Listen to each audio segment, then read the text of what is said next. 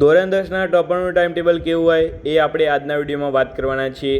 સંપૂર્ણ માહિતી તમને આપણે આપવાના છીએ. બરાબર, ટોપરનું ટાઈમ ટેબલ કેટલા કલાક વાંચે છે, કેટલું ઊંઘે છે, તે બધું જ આપણે આ વિડીયોમાં તમને કરવાના છીએ. તમે પણ આ વિડીયો જોશો તો ટોપર બની શકો છો એવી આપણે અહીંયા તમને વાત કરેલી છે.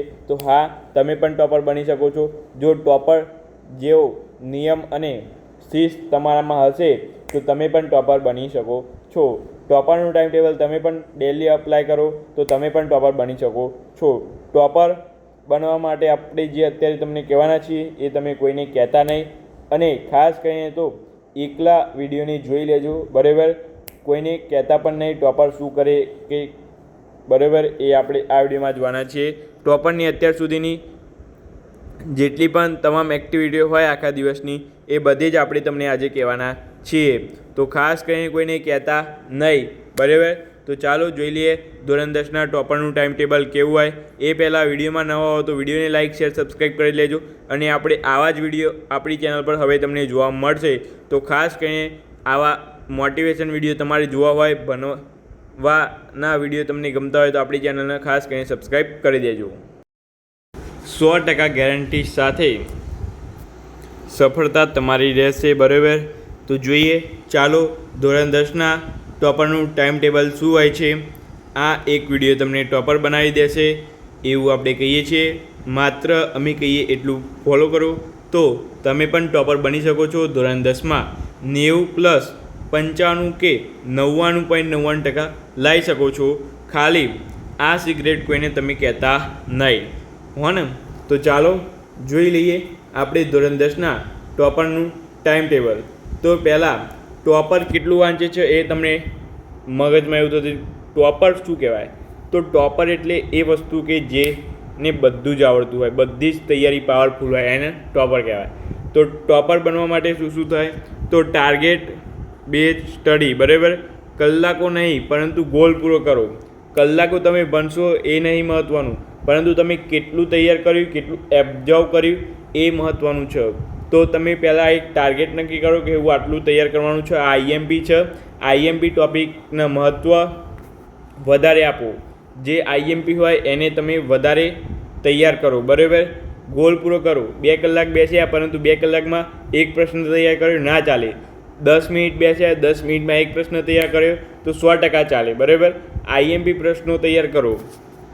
આમ 6 થી 8 કલાકનું ડીપ વર્ક તમારે કરવું પડશે ડેલી. બરાબર, 6 થી 8 કલાકનું ડીપ વર્ક તમે કરશો તો 110% ધોરણ 10માં તમે 99% લાવી શકો છો. બરાબર, ડેલી કામ તમારે કરવાનું છે, અને એ પણ મોબાઈલ વગરનું 100% એકાગ્રતાવાળું વાંચન 6 થી 8 કલાક. બરાબર, તો આ તમારે જોવશે 110%. બરાબર, ટોપર કેટલું વાંચે છે તો 6 થી 8 કલાક ડીપ તમારે વાંચવું પડશે જો ટોપર બનવું હોય તો, મોબાઈલને અડ્યા વિના. બરાબર, પછી સવારેથી બપોરનું સમયપત્રક ટોપરનું શું હશે તો જોઈ લઈએ. એ પણ 5 થી 8.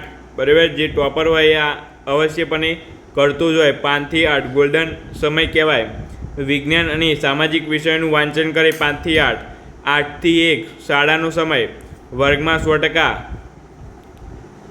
સક્સેસફુલ રીતે સાહેબ જે બનાવે તેને ઓબ્ઝર્વ કરે. બરાબર, એ તમે ટોપરનો ગુણ છે.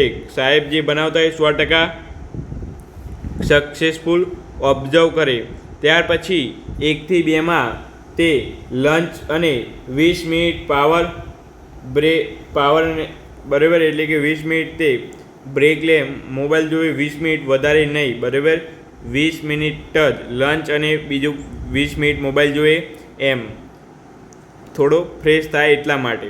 ત્યાર પછી 2 થી 5 પ્રેક્ટિસ ટાઈમ. બરાબર, ગણિત અંગ્રેજી ગ્રામર. બરાબર, ગણિત અંગ્રેજી ગ્રામર પ્રેક્ટિસ ટાઈમ બપોરે અડધી જીત નક્કી. બરાબર, આટલું તમે ખાલી બપોર સુધીનું છે. હવે સાંજના થી રાતની રણનીતિ શું હોય ટોપરની? તો 5 થી 6 એ હળવી કસરત, સંગીત અને રમત રમી શકે. બરાબર, રમત રમવાનો શોખ હોય કોઈને મેચ તો એ રમી શકે. 6 થી 9 રિવિઝન અને પેપર સંઘ, બરાબર. પેપર સોલ્યુશન ખૂબ જ મહત્ત્વનો ભાગ છે. તો રિવિઝન અને પેપર સોલ્યુશન સૌથી મહત્ત્વનો સમય છે 100 થી 9. તો આ તમે ખાસ કરીને જોજો. 9 થી 10 ડિનર અને પરિવાર સાથે સમય આપે, બરાબર. ત્યાર પછી 10 થી 11 આખા દિવસનું જેટલું પણ તૈયાર કર્યું હોય એ ઝડપી પુનરાવર્તન કરી લે અને કાલનું આયોજન, કાલની સ્ટ્રેટેજી બનાવી દે. કાલે મારે આટલું તૈયાર કરવાનું છે, આટલું તૈયાર કરવાનું છે, બરાબર. અને 11 PM પૂરતી ઊંઘ લો, બરાબર. તમારે 11 PM થી 5 વાગ્યા સુધી પૂરતી ઊંઘ લેવાની છે, બરાબર. તો આ થઈ ગયું આપણું ટોપરની રણનીતિ.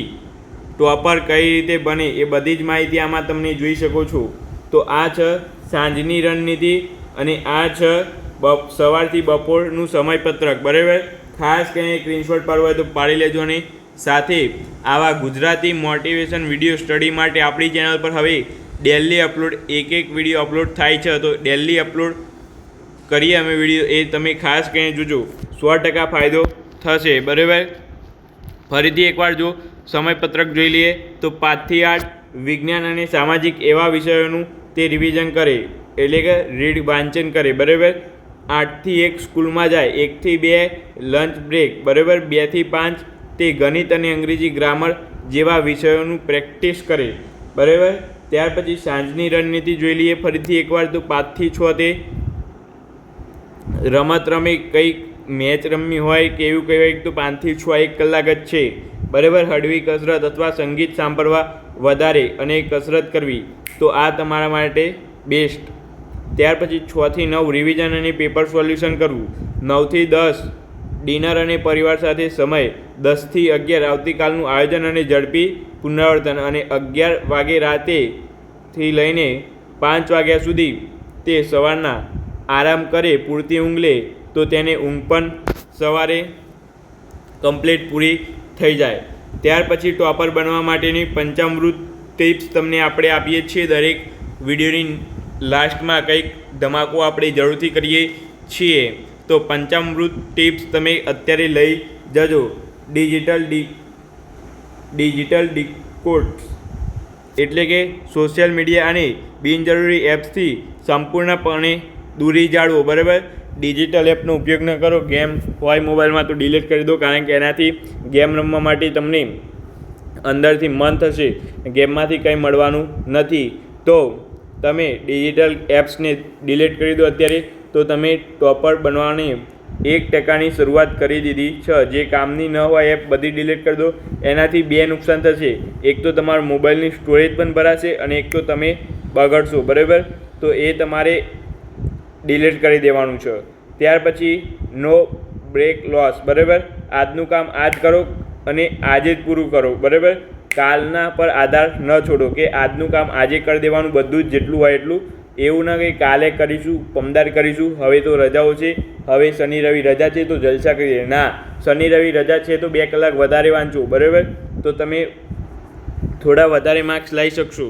ત્યાર પછી દરેક ચેપ્ટરની શોર્ટ નોટ્સ પોતાની ભાષામાં બનાવી. હું તમને દરેક ચેપ્ટરની શોર્ટ નોટ્સ આપું પણ એ મારી ભાષામાં બનાવેલી હોય તો એ તમારે ન કામમાં આવ્યું. તમારે પોતાની ભાષામાં શોર્ટ નોટ્સ બનાવી અને સચોટ નોંધો બનાવો, બરાબર. જે IMP હોય એના ઉપર વધારે ફોર્સ રાખજો, બરાબર. તો આ તમે ખાસ કરીને કરજો, બરાબર.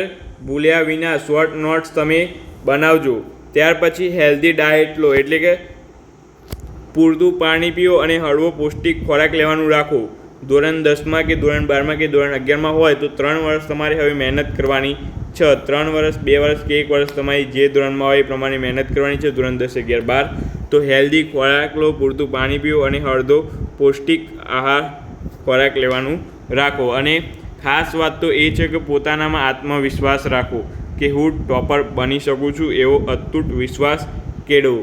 અને અંતે તો એટલું જ કહીશ, તમારી મહેનત તમારી સફળતા. તો ખાસ કરીને દરેક જણ જેટલી મહેનત કરશે એટલા વધારે ગુણ આવશે. તો ખાસ કરીને ટોપર બનવા માટેનું આ તમારું પંચામૃત ટિપ્સ પણ તમને કામમાં આવશે એવી હું તમારે અનેક આગળ ટિપ્સ આપતો રહીશ. તો ચાલો